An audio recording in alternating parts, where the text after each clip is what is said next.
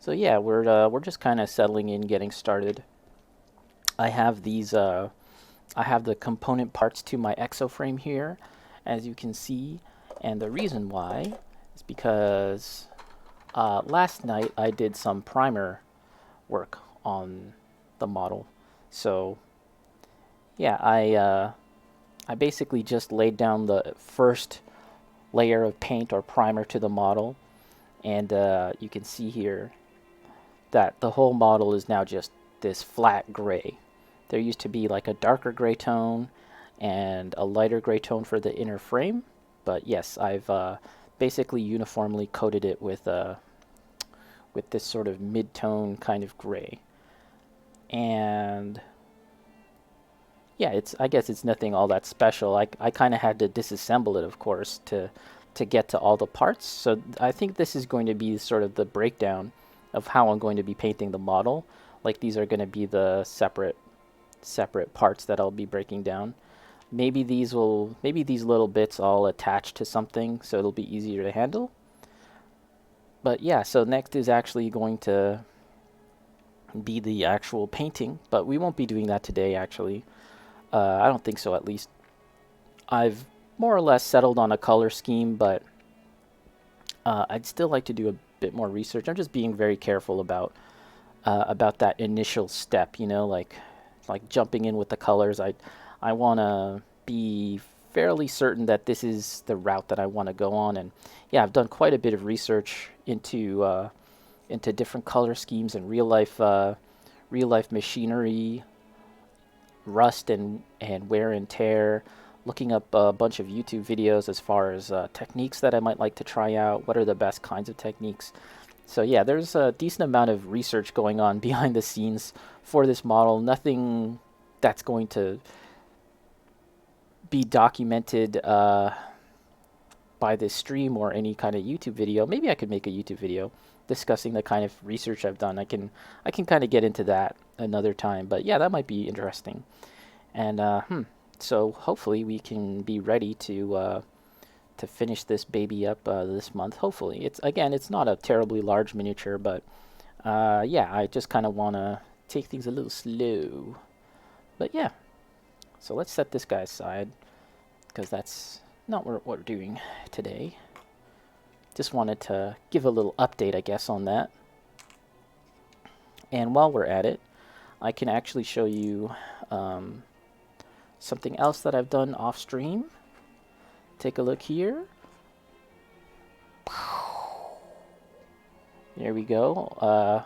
Following along with the whole primering deal, I have hand primered this Magic the Gathering WizKids miniature BorBor. That's how I'm going to call him. Let's just call him BorBor. Yeah, so we've successfully hand primed BorBor here, and again, as of lately, I've been mostly doing hand priming just because it's not too convenient to get outside and spray. Here in Canada, we're like really deep into winter right now, and also it's just a lot easier for me to just whip out my primer, mix them up, and lay down a few layers. And I feel like I have a pretty decent control over the primer. That I'm not kind of like getting a patchy look, like a really spotty, patchy result. Yeah, I feel like I'm pretty okay with the primer now. There's also something I'd like to discuss real quick about this model while we're looking at it. So, when I initially took a look at this model right after I bought it, and the second time I looked at it, I talked about stripping the model in certain parts, like the axe here, and here in the loincloth, just to see what kind of detail we were getting or that we were losing thanks to the application of the primer. These models are pre-primed, and for the most part, it seems like the primering job that they've done is quite good. You're not really missing out on any details. That was basically my main concern. However, I noticed here with the loincloth that the actual sculpting and the detail of the loincloth just wasn't it just wasn't there for me. It kind of had this look like if you imagined trying to create this furry texture with with a glue gun, you know, like a hot glue gun, you would get this result where it was like kind of just it just looked kind of mushy and patchy.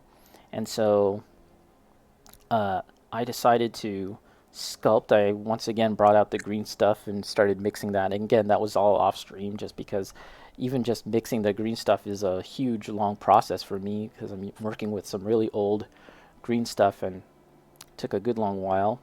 And I sculpted basically just a bunch of little thin noodles kind of like I just made a bunch of little thin noodles. Let that kind of partially cure for about maybe even 8 to 10 hours or more, and so that they weren't that soft. And then I proceeded to kind of cut them into smaller noodles, and then just glue them onto the loincloth. And it's probably a little hard to tell here, but yeah, it's a little more textured now here with the fur.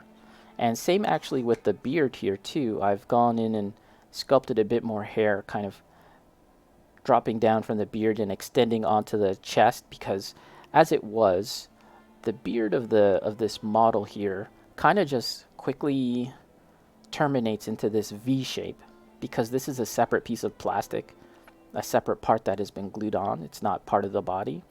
And it just has that look of maybe even like a toy or something where it like this big flowing beard just kind of terminates in such a crisp V shape. And so yeah, that's why I kind of sculpted just a bit more hair, just a few strands of hair to kind of go beyond that shape there.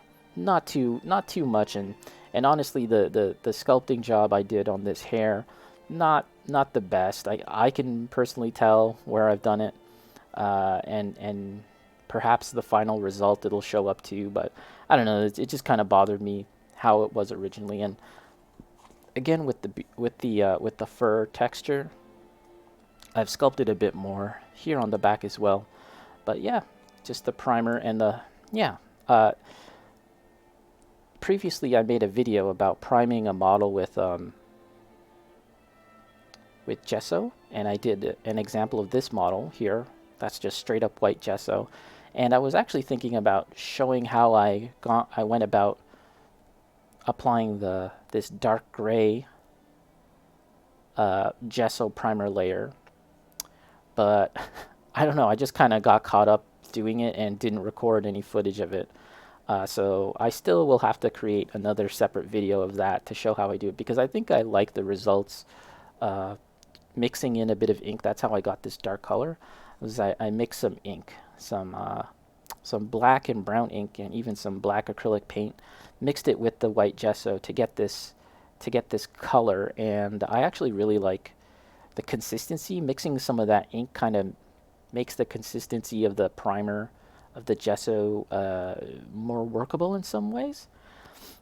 And yeah, I feel like this coating is like probably as good as you would get if you were to spray it. It takes a little more time, but you have a lot more control. But anyways, yeah, so that's another quick update on good old BorBor here. So the next stage would be to paint this guy, but I'm not sure if I want to start painting this guy like right now. We'll kind of see how I feel.